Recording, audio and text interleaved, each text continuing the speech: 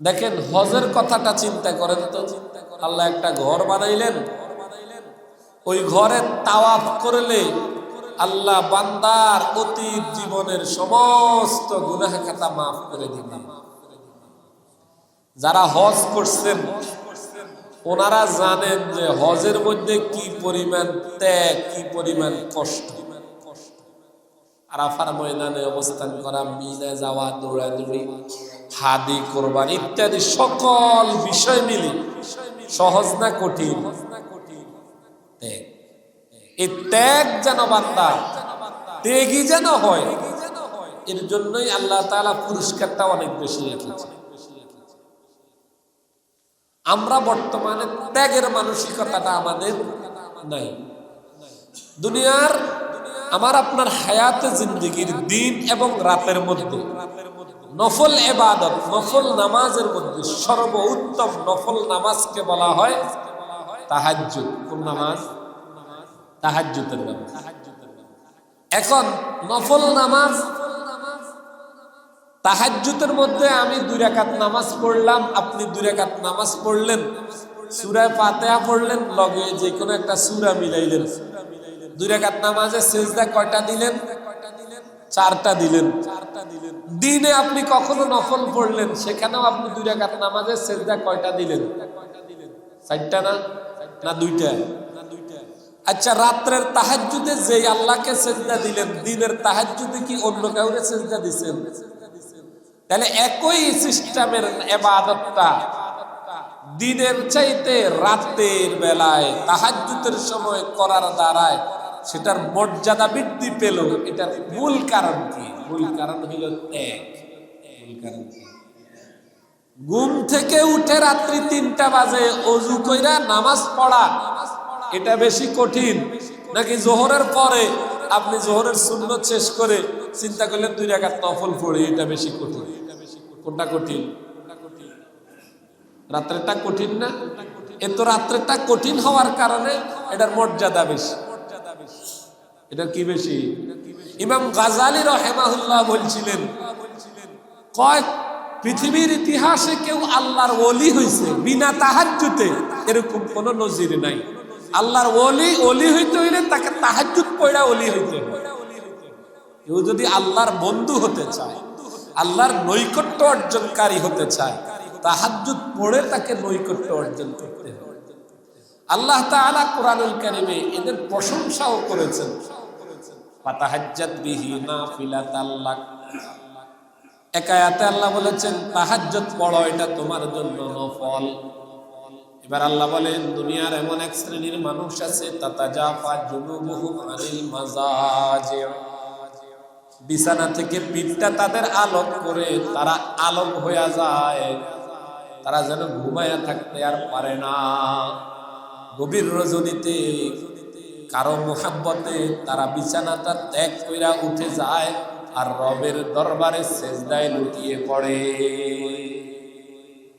আবার আল্লাহ বলেছেন ওয়া ইবাদুর রহমান, আমার নেককার বান্দা, আমার খাঁটি গোলাম তারা, আল্লাযীনা ইয়াবিতুনা লিরাব্বিহিম সুজদান ওয়া কিয়ামা। দুনিয়ার মানুষ যখন ঘুমায়া যায় তখন সে জাগ্রত অবস্থায় আল্লাহকে রুকু সিজদা করে, কিয়াম করে, নামাজে দাঁড়ায়া যায়, সিজদাতে রবের তাসবিহ পাঠ করে। এরা হইল আমার খাঁটি গোলাম। তাহলে মর্যাদাটা বাড়ছে কিসের মাধ্যমে? ত্যাগের মাধ্যমে। বলেন কিসের মাধ্যমে? কষ্টের মাধ্যমে। দেখেন এক সাহাবী আল্লাহ রাসূল সাল্লাল্লাহু আলাইহি ওয়াসাল্লামকে জিজ্ঞাসা করতেছেন, ইয়া রাসূলুল্লাহ আইয়ুস সাদাকাতি আফজল, কোন সদকাটা উত্তম, কোন দান উত্তম? আল্লাহর নবী বলতেছেন জুহুদুল মুকুল্লি, পরিমাণে কম, পরিমাণে কিন্তু অর্জিত হওয়ার দিক থেকে কঠিন। জুহুদুল মুকুল্লি, ওই জুহুদুন আল্লাযীনা জাহাদু, জুহুদুন থেকে জাহাদু। কয় লোকটার এই দানটা পরিমাণে কম কিন্তু ত্যাগ দিয়ে সে অর্জন করছে। একজন লোক রিকশা চালক, পায়ে হ্যান্ডেল মাইরা রিকশা চালাইয়া 20 টাকা অর্জন করছে। কথা বুঝেন? আর আমারে আপনি সালাম দিলেন, আসসালামু আলাইকুম হুজুর কেমন আছেন, খোঁজ খবর নিয়ে যাওয়ার কালে মোসাফা করে আমারে 500 টাকা হাদিয়া দিছে। কথা বুঝেন? ওই লোক পাইছে কত? 20 টাকা। আমি পাইলাম কত? 500 টাকা। আমার 1 কোটা গাম যাচ্ছে না। এখন আমি মসজিদে আইসা আমি কইলাম আজকে দান করে দিলাম, এই 500 টাকা আমি দান করে দিলাম আমার এই মসজিদে। আর ওই যিনি রিক্সা চালক উনি 2 টাকা দিছে। কত দিছে? আল্লাহর নবী বলেন তার 2 টাকার দাম। আমারটা অনুত্তম, ব্যাপারটা এমন না। আমি যদি 500 টাকা দিয়া 5 লক্ষ নেকি পাই, তো সে 2 টাকা দিয়া আমার চাইতে বেশি নেকি পায়। কেন? জুহুদুল মুকুল, তার এই টাকাটা হালাল ভাবে কষ্ট করে অর্জন করছে এবং সেটা আল্লাহর রাস্তায় দিয়েছে। উদ্দেশ্যটা কি? উদ্দেশ্য হলো জুহুদুল, কষ্ট, ত্যাগ, মুশাক্কাত। আমরা জান্নাতে কে কে যাইতে চাই যদি বলি 2 হাত, যদি বেয়াদবি না হইতো 2টা পা উঠাইলাম। মজলিসের বেয়াদবি দেই না, পা উঠাইলাম, পাইলে খাড়াই যাই। কই যাবো? জান্নাতে। কিন্তু ত্যাগের কথা বললে, তো ত্যাগ ছাড়া যদি পৃথিবীর কিছু না হয়, জান্নাত ত্যাগ ছাড়া হবে কিভাবে? ত্যাগ ছাড়া তো হবে না।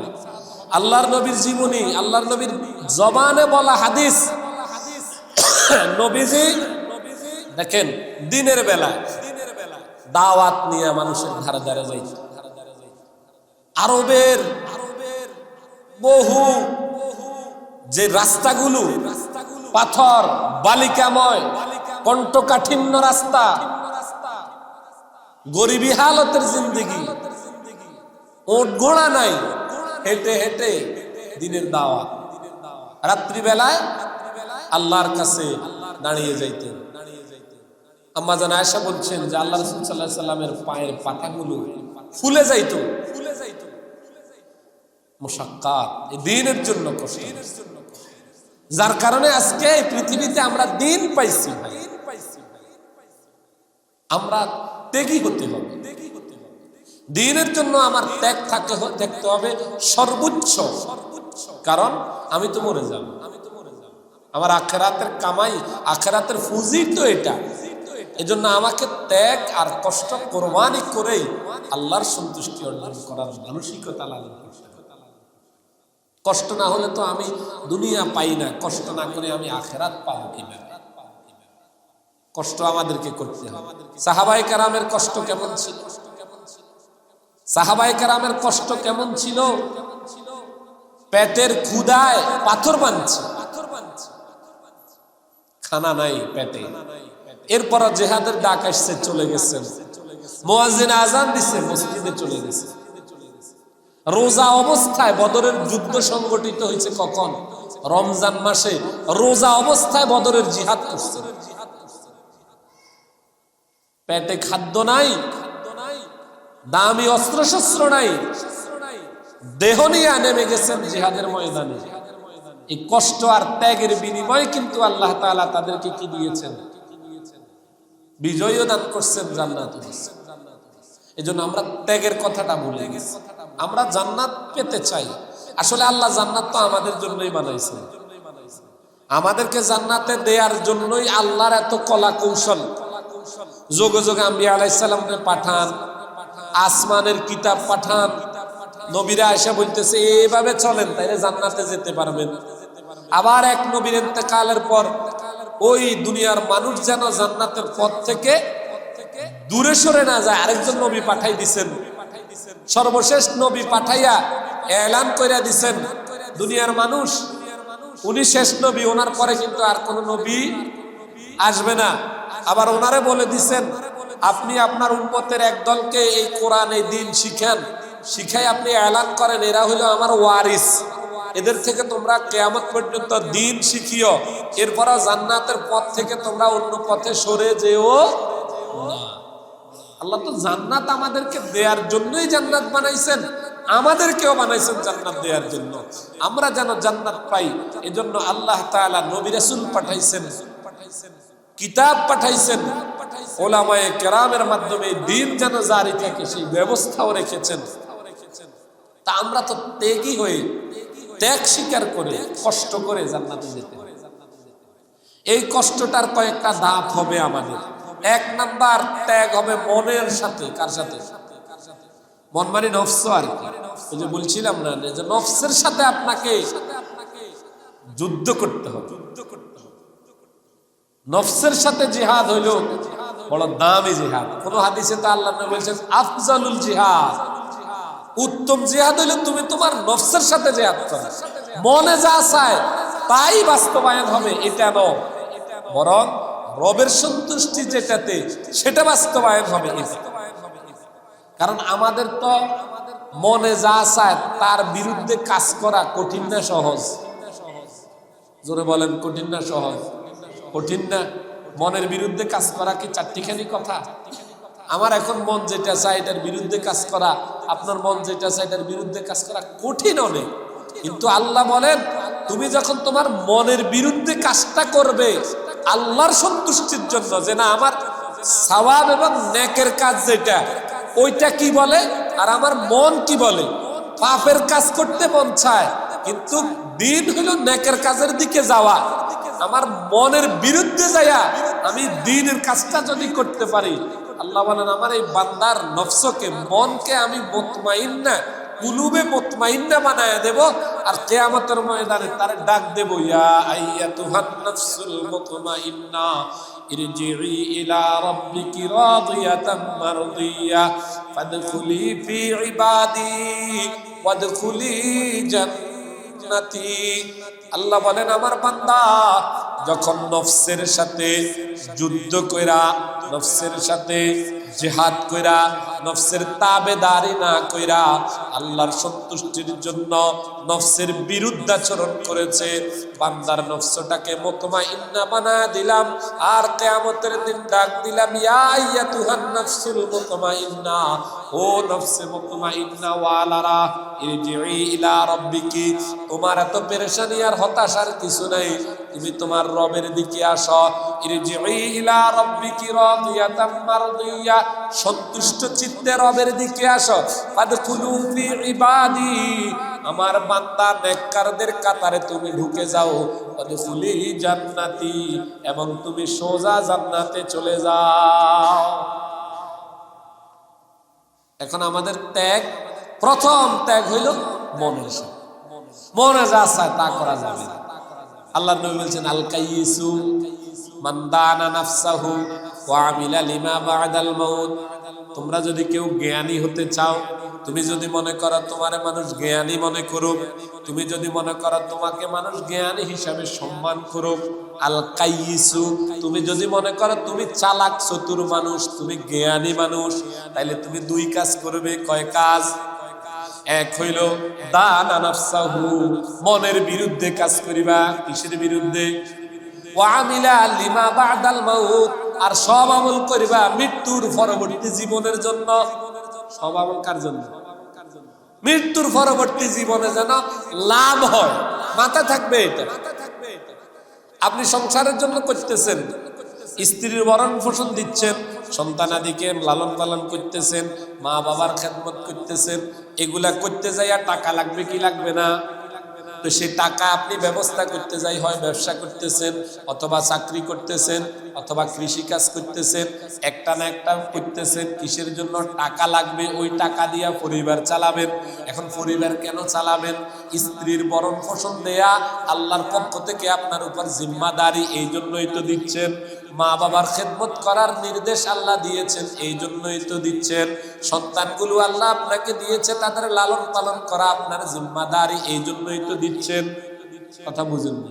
তা আপনার নিয়ত তো এটা যে আমি তো সন্তানাদির জন্য করতেছি আল্লাহর বিধান, মা বাবার জন্য করতেছি আল্লাহর বিধান, স্ত্রীর জন্য ভরণ পোষণ করতেছি আল্লাহর বিধান। তাহলে আপনি যে কাজ করলেন সেখানে অনেক হবে, আপনি যে ব্যবসা করলেন সেখানে অনেক হবে।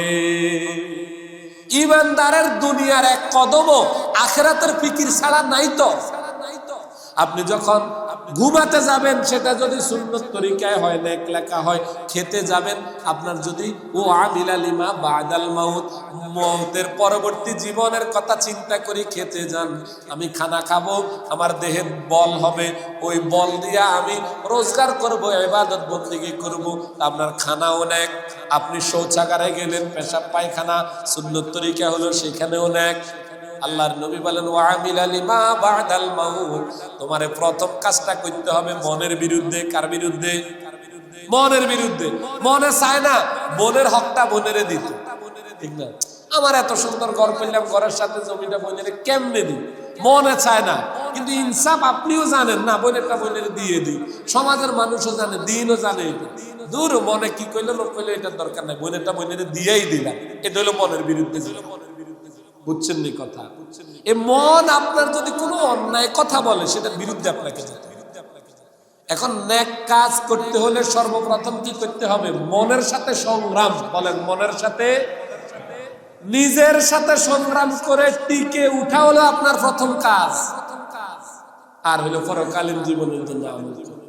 এটা হইলো আমাদের কাজ। আল্লাহ বলেন ওয়াল্লাযীনা জাহাদু, যদি বান্দা এই কাজটা করতে পারো, মনের সাথে সংগ্রাম করে আমার পথটা বেছে নাও, তো আমি তোমাকে গন্তব্যে পৌঁছায় দেব। কষ্ট করে যেটা করব, দিনটা তো চলে যায়, চলে যায় না? এই কারণে আমাদের খেয়াল করতে হবে, সামনে আমাদের কি আসতেছে? রমজান মাস। এই রমজান মাস আমাদের যেন ত্যাগের মাধ্যমে যায়। সর্বোচ্চ কষ্ট করে আমরা নেক কামাবো। সর্বোচ্চ কষ্ট করে কি কামাবো?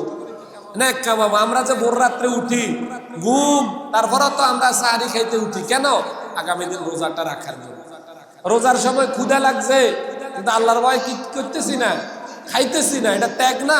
এটা কোরবানি না? এই সংগ্রামী কষ্ট আমাদেরকে করে আগাইতে হবে এবং আমলের সাথে রমজান মাসটা যেন কাটে।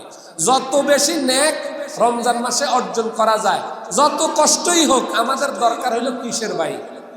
নেকের। বলেন কিসের ভাই? মাটি কাটা কত কষ্টের কাজ, কষ্টের কাজ না? এক ঘন্টাও আর এই মাটি কাটতেছেন। অনেকে আছে না যে সে 5 ঘন্টার জায়গায় 7 ঘন্টা কাটে, 2 ঘন্টা অতিরিক্ত কষ্ট করতেছে কেন? তার 100-200 টাকা যেন বেশি হয়। ওভার টাইম করতেছে কেন? তার যেন কিছু মাইনে বেশি হয়, সে যেন দুনিয়াতে কিছু করতে পারে। যে যত কষ্ট করে, ব্যবসায়ী 8টা বাজে দোকান বন্ধ করার জায়গায় রাত্রে 10টায় 2 ঘন্টা বাড়তি করতেছে কেন? হয়তো 2 জন কাস্টমার আসবে, একটু ইনকাম বেশি হবে। তাইলে কষ্ট করতেছি দুনিয়ার জন্য, ঠিকই তো করতেছি, হালাল ভাবেই করতেছি ধরেন, কিন্তু আমার আখিরাতের ফুজিটা তো হলো আমার সওয়াব। শবে বরাতের রাত্রে বলছিলাম না যে দুনিয়া যেরকম টাকা ছাড়া চলা যাবে না, আখিরাত নেক ছাড়া চলা যাবে না।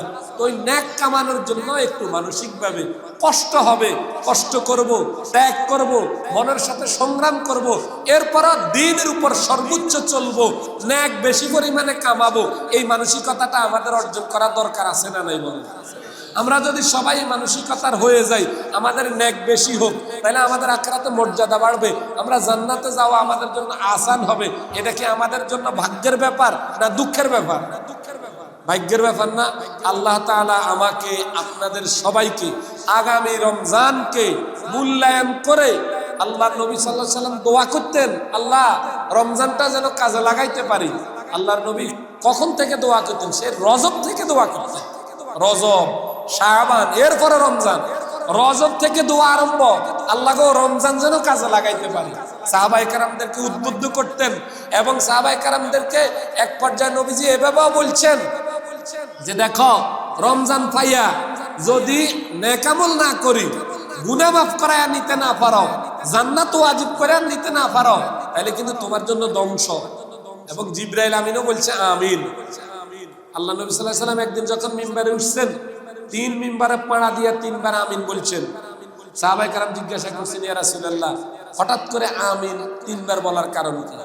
3 বারের 3টা কারণ নবীজি বলছে। এর মধ্যে একটা কারণ ছিল, আল্লাহ নবী বলেন, জিবরাইল আমিন বলছে, রমজান মাস পাইয়া যে লোক বেশি পরিমাণে নেক আমল না করে এবং গুনাহ মাফ না করাইয়া নিজেকে এখনো জাহান্নামী করে রাখছে, সে যেন ধ্বংস হয়। আল্লাহ নবী বলছেন জিবরাইল আমিনও বলছেন আমিন। তো কেন বলছে? রমজানে যাতে আমরা নেক কামাইতে পারি।